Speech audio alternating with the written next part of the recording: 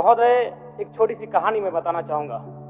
एक महिला थी, उसकी छोटी बच्ची जिसकी उम्र 5 वर्ष थी, वो अपनी माँ से आकर पूछती है कि माँ, छोटे भाई का मृत्यु कब होगा?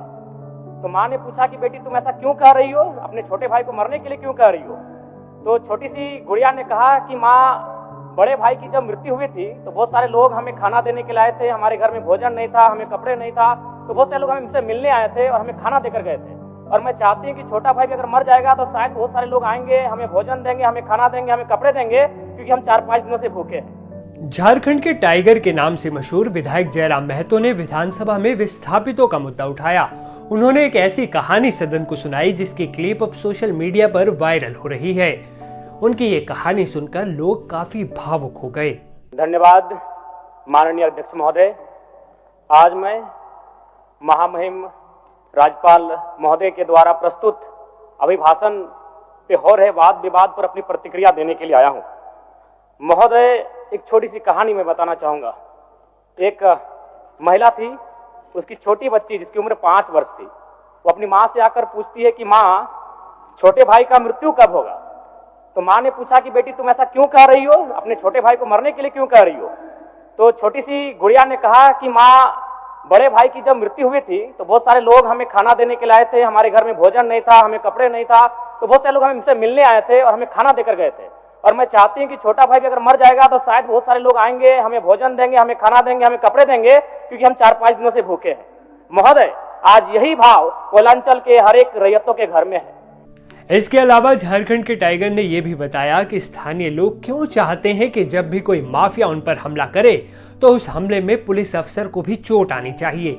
उन्होंने इसके पीछे की कहानी भी बताई कि जब भी हमारी जमीनों का अधिग्रहण होगा, जब कोई कंपनी हमारी जमीन का अधिग्रहण माइंस के लिए करेगी और जब माफियाओं के द्वारा उन पर लाठीचार्ज होगा, उनके लठेत के माध्यम से उन पर हमला होगा, तो कोयलांचल के रैयत चाहते हैं कि साथ साथ में 2-4 IAS IPS को भी चोट लगे। क्यों लगे?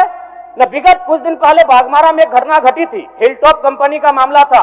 DSP महोदय घायल हुए थे, सरकार ने वीडियो कॉल से बात किया था, सरकार ने उस मामले को संज्ञान में लिया था, लेकिन ठीक उसके कुछ दिन बाद सिंदरी के सुरंगा में फिर एक घटना घटती है। इस बार महिलाओं को सड़क पे दौड़ा दौड़ा कर पीटा गया, उनकी साड़ियों को फाड़ा गया, उनके कान की बालियों को नोच कर छीन लिया गया, लेकिन न FIR होता है, न कार्रवाई होती है। महोदय, इसी प्रकार से आज एक मामला संज्ञान में आया है। मैं सदन को सचेत करना चाहूंगा, ये मामला मांडू का है। महोदय, मांडू के प्रभावित गांव बसंतपुर, पचड़ा, कोतरे, बालमहुआ, हुरदाग, रहवान, पचमो, इचाकडी, बरगैया, ठोठाटा, लइयो, दनिया, यहाँ एक कंपनी है। उस कंपनी का नाम है पावर मेक लिमिटेड और उसकी सहयोगी कंपनी अमर इंडिया लिमिटेड।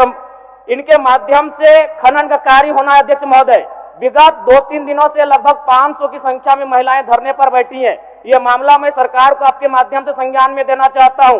अगर सरकार संवेदनशील है, क्योंकि लॉ एंड ऑर्डर की बात करती है, ये सामाजिक न्याय की बात करती है, विधि कानून की बात करती है, तो भारतीय संविधान आर्टिकल 14 कानून के समझ सबको बराबरी की बात करता है। एक DSP घायल हुए, आपने लॉ एंड ऑर्डर को हाथ में लिया, DIG IG ने मार्च किया, DSP ने संज्ञान में लिया, DC घटनास्थल पर गई, लेकिन जब ग्रामीणों को पीटा जाता है, जब ग्रामीणों की जमीनों को जबरन लिया जाता है, कानून अपनी प्रतिक्रिया क्यों नहीं देता? अध्यक्ष महोदय, इसलिए मैं ये गंभीर मामला आपके संज्ञान में देना चाहता हूं। टाइगर जयराम महतो ने यह भी कहा कि लगता है कि ईस्ट इंडिया कंपनी का शासन इस झारखंड राज्य में बरकरार है। उन्होंने ऐसा क्यों कहा, उसकी वजह आप खुद सुनिए।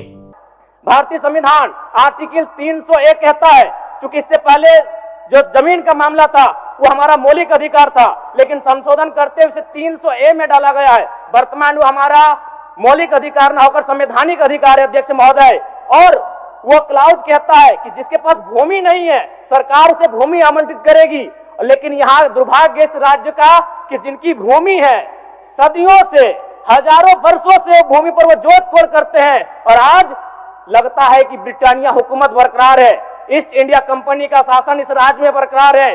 आज इसी प्रशासन के जोर पर आज उनकी जमीनों का जबरन अधिग्रहण किया जाता है। मांडू का मामला को संज्ञान में लीजिए, सुरंगा का मामला संज्ञान में लीजिए, भौरा का मामला संज्ञान में लीजिए। अध्यक्ष महोदय, क्योंकि रोज रोज आपके DSP घायल होने का इंतजार मत कीजिए। विधि के समक्ष अगर सब बराबर हैं तो रेतों को भी जान जाती है, रेतों को भी चोट लगता है। इस मामले को संज्ञान में लेंगे महोदय।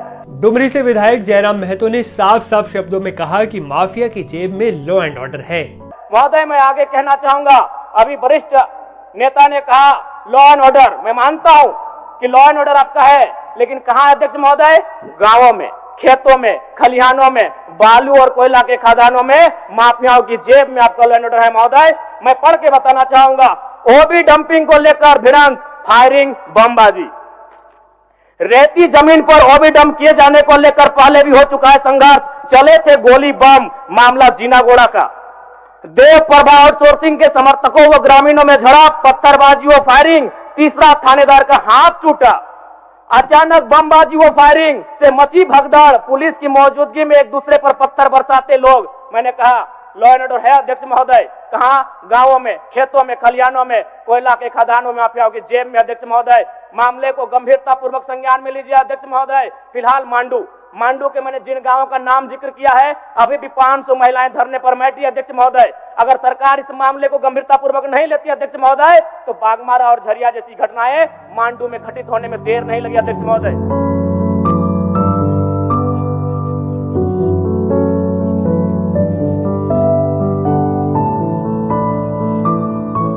जेएलकेएम पार्टी के मुखिया जयराम महतो की गिनती झारखंड के मुखर नेताओं में होती है।